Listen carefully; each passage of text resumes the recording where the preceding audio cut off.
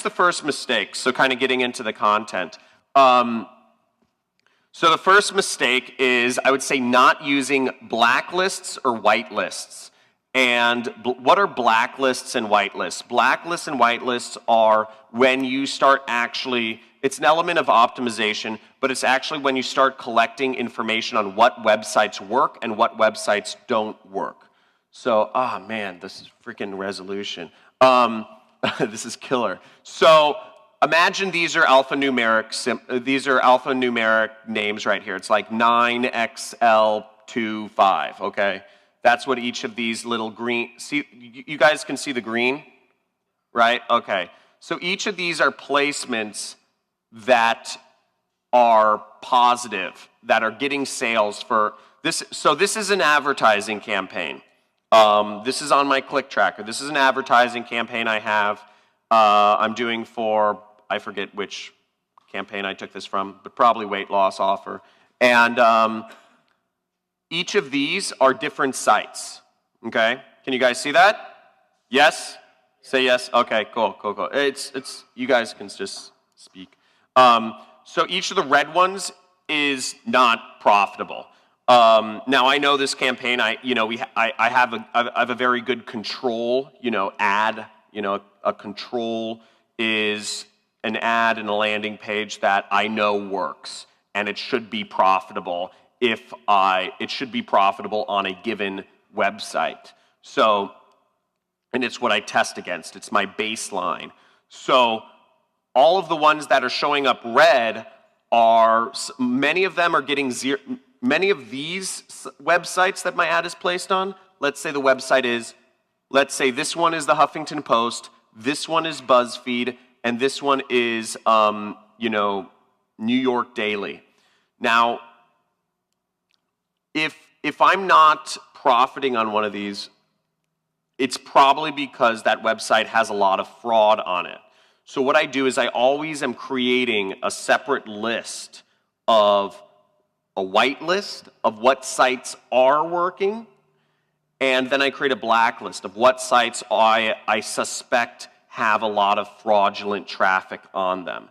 And this is really important to do in any, I'm a process guy. So, I'm very much, whereas Ronnie is very much a copywriting maestro, you're amazing at that. I'm very much more so a process guy. I like to look, I like to just, I'm huge into data. And what's great about this is if you start, when you are continually collecting what's working, what's not working, and where, it becomes very easy to say, okay, you rule out one whole variable out of the equation. So now I know, okay, all of these sites that show up green, I have a whitelist, and if I ever want to make my advertising easier, let's say I want to test a new niche, or let's say I want something or another, I can just advertise on the sites that I know work. And then I can test any niche I wanted to if I wanted to test other niches, and I would know these sites get quality traffic. I'm one step ahead of every single other affiliate marketer out there because I have a list of sites that I know 100% work. Now let's say you were advertising for mortgage.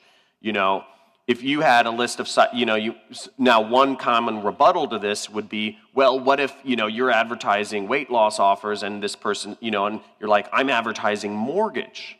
Like that, it's not apples to oranges. Well, the biggest problem in native advertising is actually fraud, is fraudulent clicks. It's called click fraud, just kind of fake websites. They put up websites. There's a whole industry around this where they get, I'll create a website called John's News Daily, and I'll say, oh, it's a great website, and I'll hire, I'll go on Fiverr.com and pay $5 to get 1 million visitors to my website. And then I'll go to, has everyone heard of Taboola here? Most people have heard of Taboola? Okay, so I would take John's News Daily with 1 million visitors, and I'd go to Taboola, and I'd say, hey, look at this screenshot of Google Analytics. I have 1 million visitors, and I have a great website. I'll send them a fake screenshot. Look, I'm working with Google AdSense. And I'll say, hey, I should be on Taboola too. And they'll say, oh, great, we want people that are working with Google. So they get my website. And sorry if I'm kind of going on a tangent here, but I want you guys to understand this. So I'd create just a fraudulent website, and then what would happen is they would pummel that, they would get a lot of revenue because Taboola pays out their websites. They pay out websites like the Huffington Post for placing their ads on there. Because Taboola collects money from the advertisers. They collect money from the big brands like Nike, Coca-Cola, affiliates, etc. And then they in turn pay out like the Huffington Post. Now, John's News Daily, going back to that website, there are a lot of companies that take advantage of the system. And they create fake clicks to unfairly charge advertisers like you, advertisers like you, advertisers like me. And that's one of the biggest problems with native ad networks. And it's been a problem, and it continues to be a problem. So, and that is the reason why that we want to create a white list of sites that work and a blacklist of sites that are probably fraudulent sites with Indians using a virtual private server to click on your ads. So that's why it's really important. There's a lot of fraud on the website owner side, so you've got to be very aware of that. And the way you combat that is whitelist and blacklist, and you create an asset.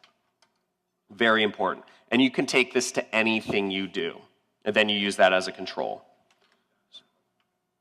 Yeah, question. What did I say about holding the... I'm joking. You're Tim.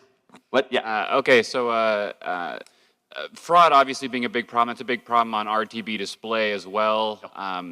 At what point do you decide, though, that it's fraudulent clicks and not just the bad demographic? Is it, when you spent X amount and you have 0 conversions? Is that, I would assume that's when you throw it on the blacklist, as opposed to maybe it's, negative 50% ROI. It's maybe just not the right demographic, but maybe it's not fraud clicks. Then maybe you would just turn it off, but not add it to a blacklist where you're never going to try it again.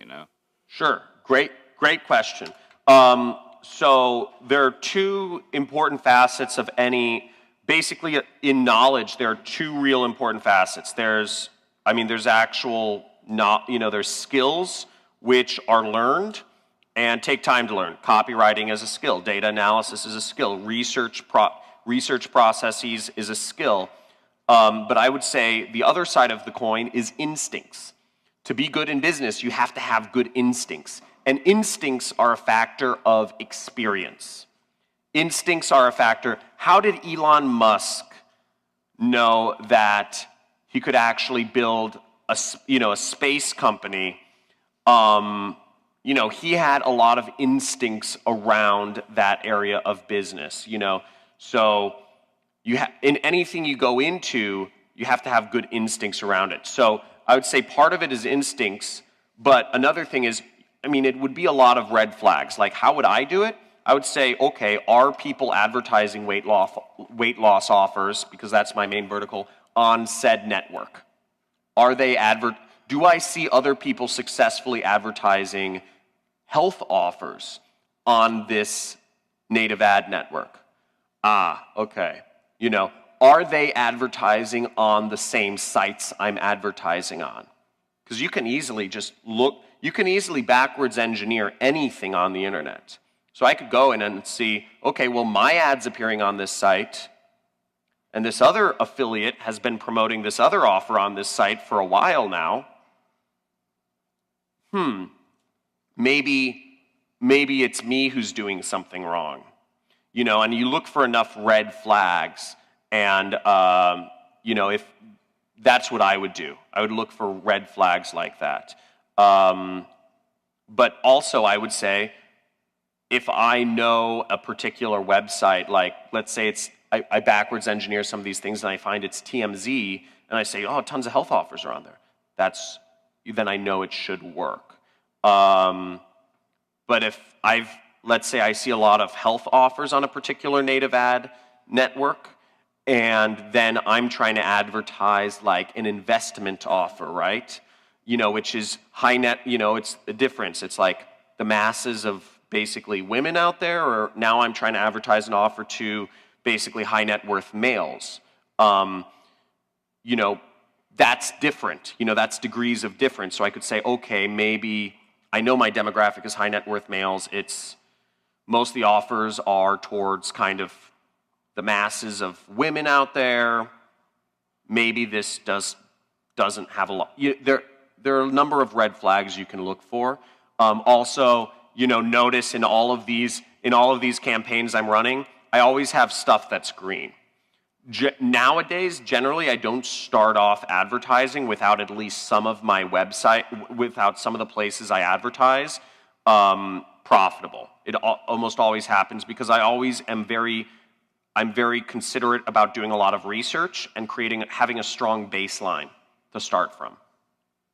So I always have a good control. This is the Blaze. This is a conservative site. I guess I'm just showing more.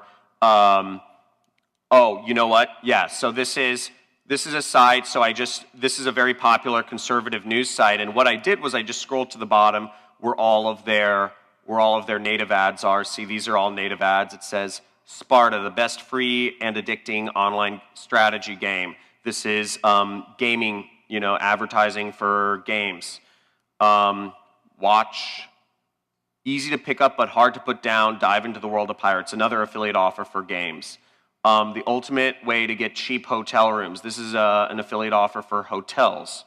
2 best sites to build your own website. This is an affiliate. This is a review website that's an affiliate for hosting companies and website building companies. Now, one thing I always do is I always bring up a site called wheregoes.com. This is one of those things that if you have a notepad or a computer out, write this down. Wheregoes.com. I use this all the time.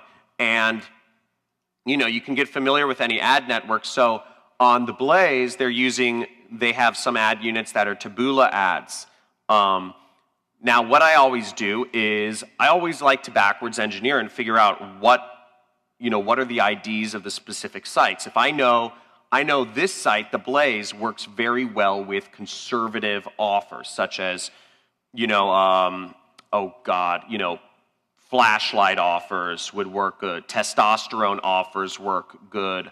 Erectile dysfunction offers would work good on this network.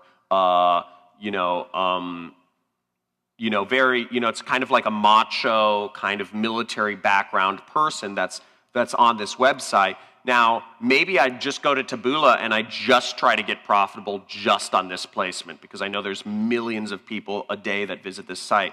Now, what I did was I actually figured out from my advertising on Taboola, I know that it's I think it's a 6 or a 7-digit ID that shows up for each site. And I'm going to show you about backwards engineering in a bit. But I know that since it's a 7-digit ID, I looked into the URL. I traced the URL. So if I click on this ad, if I right-click and I say, look at the link address, what is the actual link? It says one thing, but what is the actual link? This is the actual link, and there's all this tracking code in here. And all this tracking code, there's this ID. This is the ID of the actual website. So I'll always try to, when people say understand where you're advertising, they're not just numbers. These are actual websites. And to really do a good shit test, if I'm advertising a testosterone offer, Tim, on a conservative news website that has a lot of ex-military kind of types on it, because I read the comments, and I'm advertising a testosterone offer and it's not working, I could backwards engineer that from the ID and all that stuff, then I know I'm doing something wrong. And generally, if you're an affiliate you're the one. In most cases, people ask me a lot of questions. In most cases, the affiliate is doing something wrong. So you always take that kind of standpoint. This is just an example. I have a big list of white lists and black lists that I keep for each ad network.